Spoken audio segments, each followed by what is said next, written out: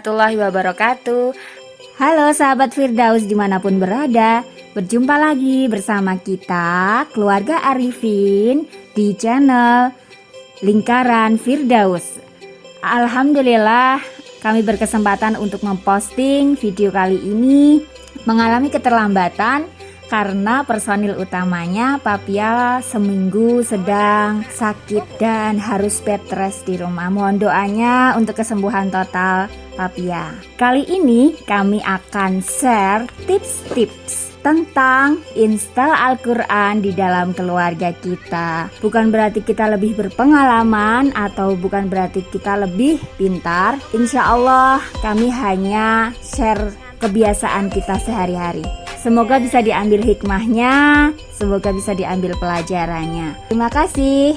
Silahkan kami menerima saran dan kritik dari sahabat Firdaus. Boleh ditulis di kolom komentar. Jangan lupa share, subscribe, dan like ya. Di episode kali ini kami dari keluarga Lingkaran Firdaus akan membawakan tema mengenai menginstal Al-Quran di dalam keluarga. Di dalam Al-Quran itu banyak sekali yang bisa kita ambil ibrahnya, karena Al-Quran adalah way of life atau petunjuk kehidupan, sehingga dari hal yang besar sampai hal yang kecil sekalipun semuanya ada tersirat dan tersurat di dalam Al-Quran. Contohnya apa-apa yang dimainkan oleh anak-anak kami seperti ayat tentang lebah, kemudian ayat tentang semut, bahwa di dalam Al-Quran disebutkan juga hewan semut ini ya, hewan yang kecil yang menurut orang tidak akan diperhitungkan dalam sebuah kitab akhir zaman, tapi ternyata disebutkan juga di dalam Al-Quran. Bahkan nyamuk pun disebutkan di dalam Al-Quran. Allah berfirman, innallaha la yastahyi ayyadriba mathalan ma ba'udatan fama fawqaha, dan seterusnya ila akhir ayat. Ba'udah atau nyamuk saja disebutkan di dalam Al-Quran. Kemudian kebiasaan muslim untuk hidup bersih, kebiasaan muslim untuk hidup rukun dan damai, kemudian konsep tentang universe, tentang angkasa, tentang alam semesta, konsep tentang ekonomi mikro makro, semuanya ada di dalam Al-Quran. Maka tugas kita sebagai orang tua dan juga tugas kita sebagai bagian dari keluarga adalah bagaimana membuat seakan-akan keluarga kita ini adalah handphonenya, dan kemudian kita install Al-Quran di dalamnya. Maka keseharian dari bangun tidur sampai dengan tidur kembali, selalu Al-Quran itu menjadi jiwa dalam kesehariannya. Tidak hanya sekedar menghafal, bahkan juga mencoba untuk melihat isinya, mempelajarinya dan mengamalkannya. Maka kalau ada yang bilang gak perlu menghafal Al-Quran, yang penting tahu isinya, ya statement ini secara umum adalah statement yang menurut saya salah ya. Karena kewajiban seorang mukmin terhadap Al-Quran adalah menginstalnya di dalam kehidupannya. Menginstalnya yaitu dengan cara satu, membacanya, kemudian dua, menghafalnya, tiga, mengetahui isinya, dan yang terakhir adalah mengamalkannya. Tentu saja dengan penafsiran dari para ulama, baik ulama salaf maupun ulama khalaf, yang disepakati oleh jumhur ulama dan tidak menyimpang dari pendapat-pendapat ulama yang sudah disepakati. Demikian, insya Allah kita lanjutkan dengan tips yang pertama. Biasakan interaksi dengan Al-Quran, bukan hanya menyuruh anak untuk belajar Al-Quran, tapi kita juga harus berikan contoh untuk banyak berinteraksi dengan Al-Quran. Sahabat Firdaus yang dirahmati Allah, anak kita adalah pencontoh yang baik. Maka berikanlah contoh. Kalau kita ingin anak kita menjadi ahli Quran, menjadi insinyur yang hafal Quran, menjadi dokter yang hafal Quran, menjadi pengusaha yang hafal Quran, menjadi apapun itu yang notabene-nya mereka adalah seorang ahli Quran, ahli Allah di dunia ini, maka biasakanlah Bapak dan Ibu, kita sebagai orang tua juga mengajak untuk berinteraksi dengan Al-Quran. Bukan hanya nyuruh, tapi kita harus kasih contoh. Kita sendiri juga harus ngaji. Karena nanti mereka pasti akan bertanya, tuh papa aja nggak menghafal Quran, papa aja nggak ngaji Quran.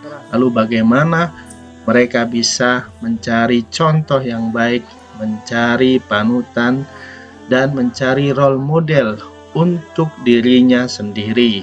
Saat ini, alhamdulillah, tren menghafal Quran di antara umat muslim sedang berkembang, di mana ya bisa dibilang hampir tidak ada sekolah berkarakter Islam yang tidak ada program tahfidz di dalamnya, karena memang itu adalah salah satu yang digunakan sebagai penarik minat untuk calon siswa agar bisa sekolah di sekolah tersebut. Dan juga kesadaran para orang tua sekarang sudah mulai naik, sudah mulai kenal, sudah mulai menganggap bahwa menghafal Quran itu sesuatu yang bisa dikerjakan, sesuatu yang menjadi bagian dari goal mereka membesarkan anaknya dan mendidik anaknya. Namun jangan kemudian kita sebagai orang tua menjadikan anak kita sebagai komoditas pengaman kita di akhirat nanti, atau sebagai pemberi mahkota kebesaran di surga nanti dengan cara mencetak anak kita menjadi penghafal Quran. Mungkin cita-cita itu dalam satu pihak dianggap sesuatu yang baik, sesuatu yang bagus. Tapi kalau tidak diimbangi dengan orang tuanya juga tidak mau berproses menghafal Quran atau berproses belajar Al-Quran, maka tidaklah adil, seakan-akan membuat anak kita sebagai komoditas untuk menyelamatkan kita di akhirat kelak. Maka yang paling benar adalah kita bersama-sama dengan anak kita menghafal Al-Quran dan membersamai mereka dalam belajar Al-Quran dan menghafal Al-Quran. Saat ini banyak program tahsin, tahfidz yang kalau memang alasan dari orang tua adalah sibuk, maka bisa dikerjakan secara online, secara daring dengan aplikasi yang saat ini sudah banyak berkembang. Salah satunya mungkin teman-teman bisa mengikuti di kelas online di lembaga yang kami bentuk, yaitu Al-Mahir bil Quran. Silahkan bisa dicek di deskripsi untuk melihat Instagramnya atau menghubungi admin untuk bisa mengikuti kelas online tahfidz dan tahsin untuk orang tua yang mungkin tidak bisa hadir di kota Salatiga. Namun apabila Bapak dan Ibu semuanya, pemirsa yang melihat video ini adalah orang yang tinggal di Salatiga, dipersilahkan untuk bisa talaki, tahsin, dan tahfidz setiap hari Senin sampai dengan Kamis di Al-Mahir bil Quran dengan membuat janjian terlebih dahulu dan mengikuti kelas datang ke markas Al-Mahir bil Quran. Silahkan cek di deskripsi ya. Jadi intinya adalah ketika kita menginginkan anak kita bisa terinstal Al-Quran di dalam kehidupannya, maka kita sebagai orang tua harus mau membersamai mereka, tidak hanya menyuruh mereka belajar, tapi kita sebagai orang tua juga harus ikut murojaah, ikut belajar Al-Quran, dan ikut mempelajari Al-Quran. Kita semuanya tahu hadis Rasulullah yang berbunyi, khairukum man ta'allamal Quran wa 'allamahu. Sebaik-baik kalian adalah yang mau belajar Al-Quran dan mau mengajarkannya. Semoga keluarga kita menjadi ahlul Quran. Tips kedua untuk menginstal Al-Quran di dalam keluarga kita adalah dengan cara membangun impian anak kita dalam hal menjadi seorang ahli Quran. Kita carikan role model penghafal-penghafal Quran dari masa sahabat sampai dengan masa saat ini. Kita bangun impian mereka bahwa mereka bisa juga menjadi ahli Quran, ulama Quran di zamannya nanti. Dan juga sering kita ajak untuk datang di event-event, acara-acara yang berkaitan dengan dakwah Qurani. Kita ajak untuk ikut kegiatan tasmi Al-Quran, karena dengan seperti itu mereka bisa melihat, oh seperti ini toh kalau menjadi penghafal Quran, bisa membaca Quran tanpa melihat mushaf. Lalu kita ajak juga misal ada ulama Quran yang datang, kita ajak untuk mendatangi eventnya, kemudian kita ajak untuk berkenalan dan lain sebagainya. Timbullah dalam benaknya contoh role model yang akan mereka jadikan impian di masa yang akan datang. Apapun cita-cita mereka, Al-Quran ada di dalam hati mereka dan ada di dalam otak mereka. Salah satu yang kami lakukan saat itu, kami sedang mencari spot, mencari tempat untuk membuat lingkaran Firdaus. Saya install impian anak-anak untuk ketika besar nanti, mereka apapun profesinya, mereka tetap menjadi seorang yang full interaksi dengan Al-Quran. Impiannya adalah semua anak kita menjadi hafiz Quran 30 juz. Kalau perlu tidak hanya 1 qiraah, mungkin bisa 7 qiraah, bahkan 10 qiraah. Amin ya rabbal alamin. Alhamdulillahirabbil alamin. Wassalatu wassalamu ala sayyidil mursalin sayyidina Muhammad wa ala alihi washabihi ajmain. Alhamdulillah, anak-anakku semuanya, mama, kita siang hari ini di tempat yang sejuk ini, di buminya Allah, sedikit dari buminya Allah, yaitu di Sitalang.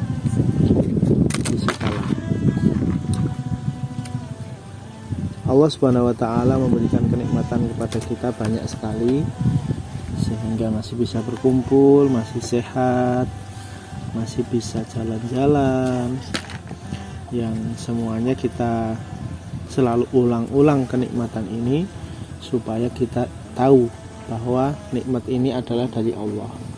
Makanya sering kadang-kadang papa minta kalau malam, yuk kita terima kasih sama Allah dulu yuk. Terima kasih sudah dikasih ini itu, terima kasih sudah bisa ini dan itu. Salah satunya adalah supaya kita ingat bahwa nikmat Allah itu lebih banyak daripada dunia dan seisinya. Nikmat Allah itu tidak pernah bisa kita hitung. Wa in ta'uddu nikmatallahi la tuhsuha. Jika kita ingin menghitung nikmat Allah, niscaya kita tidak akan pernah berhasil. Maka kalau kita lagi dapat masalah, yang diingat itu jangan masalahnya, tapi yang diingat kenikmatan Allah di balik semua masalah itu lebih banyak. Lebih banyak alasan untuk bersyukur daripada alasan untuk gerudel atau alasan untuk tidak bersyukur. Jadi kita usahakan menjadi hamba Allah yang bersyukur, walaupun hamba Allah yang bersyukur itu sedikit. Makanya Allah berfirman di dalam Al-Quran, wa qalilum min ibadiyas syakur, dan sedikit hambaku yang bersyukur.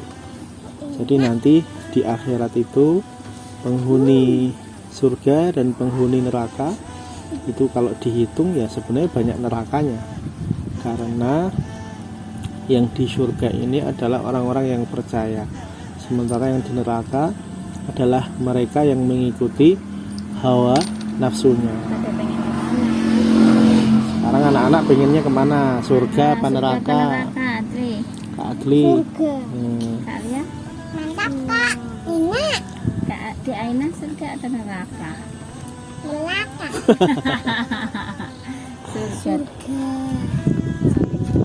Nah, makanya kalau nanti pengen di surga, insya Allah kita di dunia ini satu keluarga, nanti bisa ketemu lagi, reunian lagi di surga bersama-sama. Nah, maka kita tidak perturutkan hawa nafsu, tapi kita ikutkan sesuai dengan apa yang diperintahkan Allah dan Rasulnya. Kalau Allah perintah sholat, ya kita sholat. Waktunya sholat, sholat, ya. Waktunya ngaji, ngaji. Oke, Dli. Nah, Sholat? sholat. Ya. Sekarang Kak Adli sudah mulai Quran, sudah binadzar Al-Quran. Maka ditingkatkan lagi sehari ngaji sama papa, karena nggak mondok berarti ngaji sama papa di rumah. Habis subuh sama habis maghrib. Kak Alia sudah mulai menghafal. Nah, nanti yang penting tugasnya dikerjakan, istiqomah. Istiqomah tidak perlu disuruh ya. Pagi berarti tugas pagi, tambahan. Sore tugas sore. Tidak perlu harus diomongin, jadi udah tahu. Pak, udah siap ngaji. Nanti kalau bisa setiap hari semaan, jadi Pak hari ini aku baca ini, semaan ini, seperti itu setiap hari. Namanya orang menghafal itu harus disemakkan. Mamah juga begitu. Nah, volume ngajinya ada volume ngaji, ada volume menghafal. Nah, itu juga harus istiqomah, disetorkan ke papa. Apa aja masih menghafal, masih murojaah, walaupun dah nggak bisa nambah. Paling kalau mau nambah kiroat yang lain, jadi bukan kiroat yang kita pakai, kan masih ada kiroat yang lain, kiroat 7, kiroat 10. Nah, harapan papa anak-anak nanti juga semuanya selesai hafalannya, itu harapan papa, ini keinginan papa. Kalau bisa selesai berarti itu bonus dari Allah. Jadi hafal Quran itu karunia dari Allah, fadlun minallah.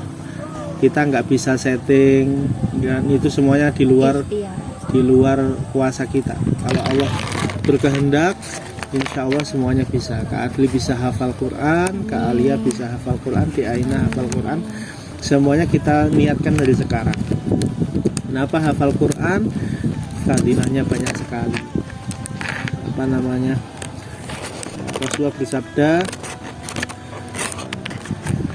walladzi yaqra'ul Qur'an wa huwa mahirun bih wa huwa ma'a safaratil kiramin bararah. Barang siapa yang membaca Al-Qur'an dan dia mahir ya, dia ahli, maka dia bersama para malaikat yang dekat. Malaikat yang dekat ini namanya kiramin bararah. Di Quran kan ada kiramin bararah. Berarti apa? Berarti penghafal Quran itu menjadi orang yang dekat. Jadi dekat dengan Allah, walinya Allah. Salah satu hadis juga mengatakan bahwa ahlul Quran, hum ahlul Quran. Nah, man ahlullah, siapa ahlullah? Nah, kemudian Rasulullah menjawab, ahlul Quran.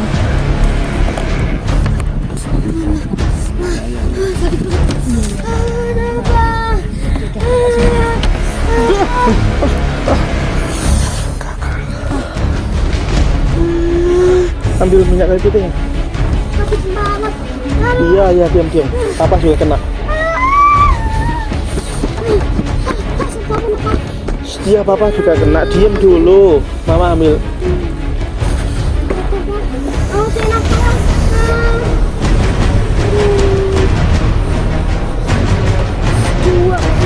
Dia tahu papa.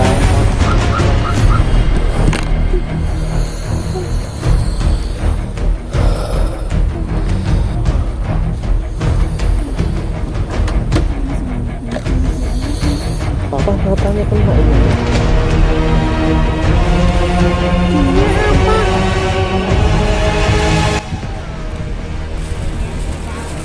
Mana sembuh?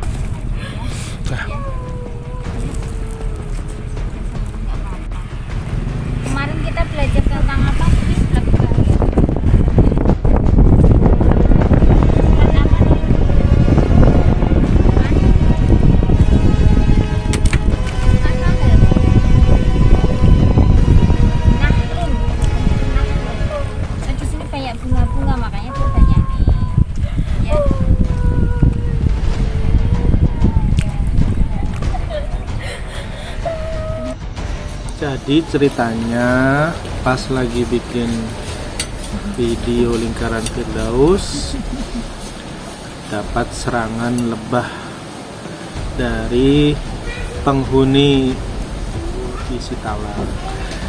Tapi kita ambil hikmahnya bahwa setiap yang terjadi ini sudah digariskan. Wa indahu mafatihul ghaib la ya'lamuha illahu. Dan Allah lah pembawa kunci hal-hal yang ghaib, tidak ada yang tahu kecuali Dia. Wa ma tasqutu min waraqatin illa ya'lamuha, dan tidaklah jatuh sehelai daun pun kecuali Allah tahu. Wala habbatin fi dzulumatil ardi, dan juga segala sesuatu di hutan yang lebat. Wala rotobi wala yabisin illa fi kitabim mubin, dan bahkan yang ada di dalam lautan semuanya sudah ditulis di Lauhul Mahfuz. Jadi kita ambil hikmahnya saja. Tetap ikuti channel kami, subscribe Lingkaran Firdaus.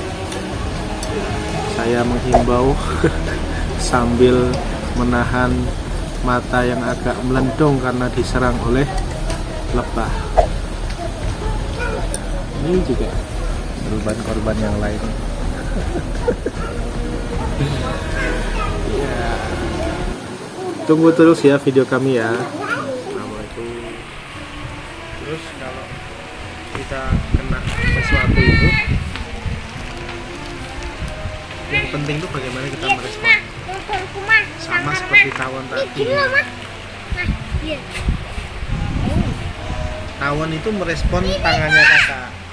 Kakak nggak sengaja gini-gini dong, tapi di situ ada tawon. Nah, dia meresponnya gimana? Merasa takut kalau ini membahayakan dia, makanya dia terus gigit kakak, nyentuh kakak. Ya udah, baca surat Fatihah, dibaca surat Fatihahnya, habis itu ditiupkan ke yang kena kalajengking itu. Terus habis itu sahabat berselisih, ini boleh apa enggak, syirik apa enggak. Kita begitu sampai ketemu sama Rasulullah diceritain bahwa si fulan kena kalajengking, terus si fulan membaca surat Al-Fatihah, terus ditiupkan ke sengatannya itu dan sembuh. Apakah ini boleh? Nah, kemudian Rasulullah bersabda bahwa Al-Fatihah itu adalah penyembuh segala penyakit.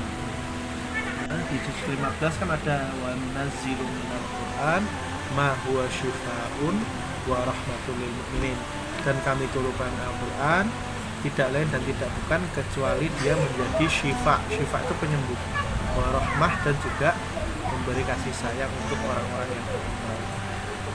Tapi beda-beda, kalau yang baca Fatihah itu orang solih, orang baik, ikhlas bacanya Fatihah, diruqyahnya ikhlas, ya sambung langsung.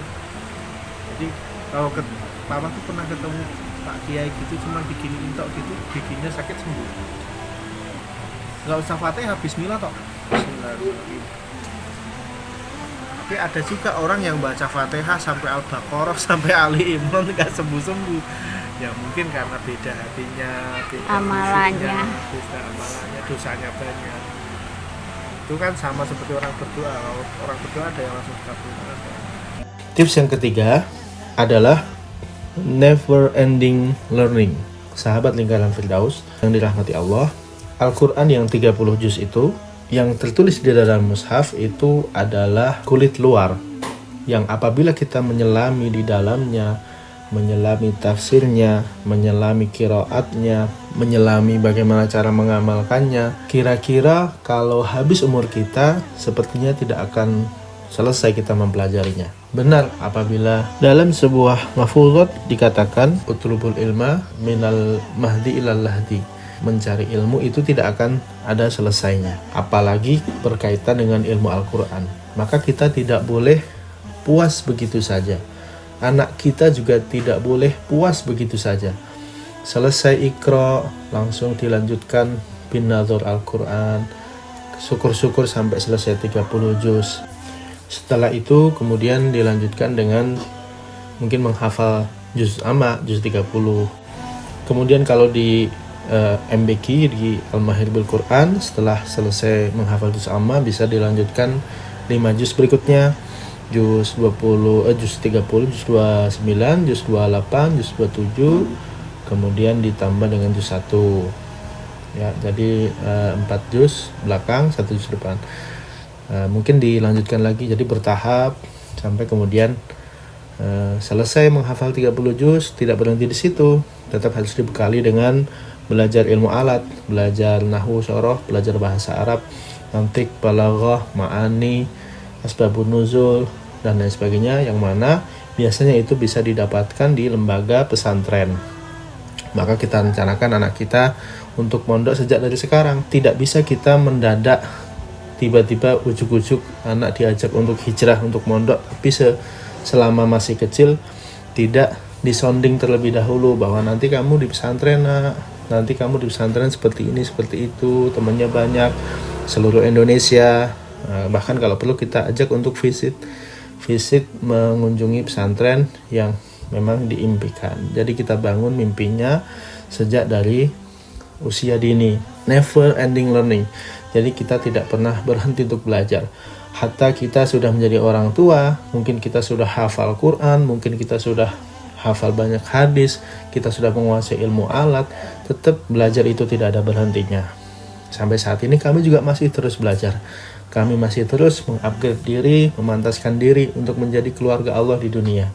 Begitu juga dengan sahabat lingkaran Firdaus semua. Saya harapkan, kita semuanya berharap, kita tidak pernah bosan untuk belajar Al-Quran dan menyelami kedalaman isi di dalam Al-Quran. Yang keempat, last but not least, adalah memasukkan nilai-nilai Al-Quran di dalam permainan dan keseharian anak-anak kita, keseharian keluarga kita. Sahabat lingkaran Firdaus yang kami cintai, ini adalah tips yang keempat yang mungkin bagi kami ini yang terakhir. Tapi kalau teman-teman memiliki tips yang lain, silahkan tambahkan di komen ya. Nanti kita akan akomodir dan mungkin kita akan posting di video berikutnya. Yang terakhir ini adalah sebuah upaya untuk menghadirkan Al-Quran di dalam keseharian mereka. Kita tahu bahwa di dalam Al-Quran ini tidak hanya akan dibutuhkan ketika kita mau sholat atau ketika kita sedang membaca buku.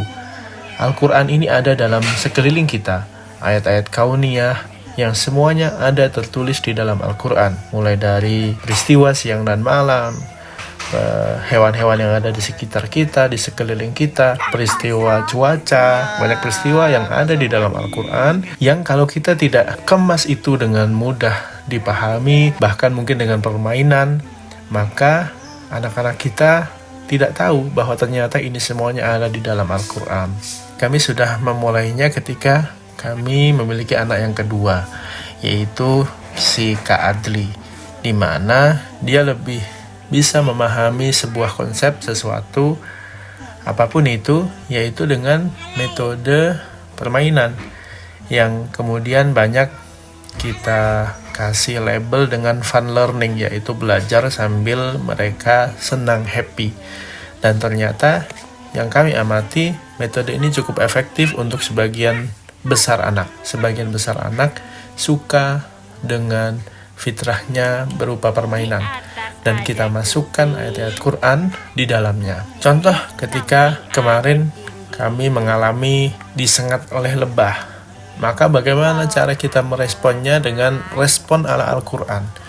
Kita jelaskan apa itu lebah, kita buat permainan tentang lebah, kita buka juga ayat-ayat yang ada hubungannya dengan lebah, kenapa mereka menyerang kami, ya.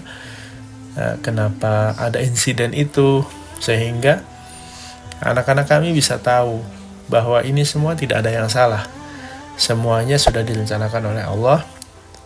Maka bagaimana cara merespon kita, itulah yang paling penting. Nah, kesimpulan dari tips yang keempat ini adalah bagaimana kita menyederhanakan apa yang ada di dalam Al-Quran di dalam permainan dan keseharian anak-anak kita dan keluarga kita. Nah, sekian, ini adalah tips dari kami bagaimana menginstal Al-Quran di dalam keluarga kita. Jangan lupa share video ini jika bermanfaat, Dan sampai ketemu di video dari Lingkaran Firdaus berikutnya. Sekian, Assalamualaikum warahmatullahi wabarakatuh. Masya Allah. Bantuin mama ya.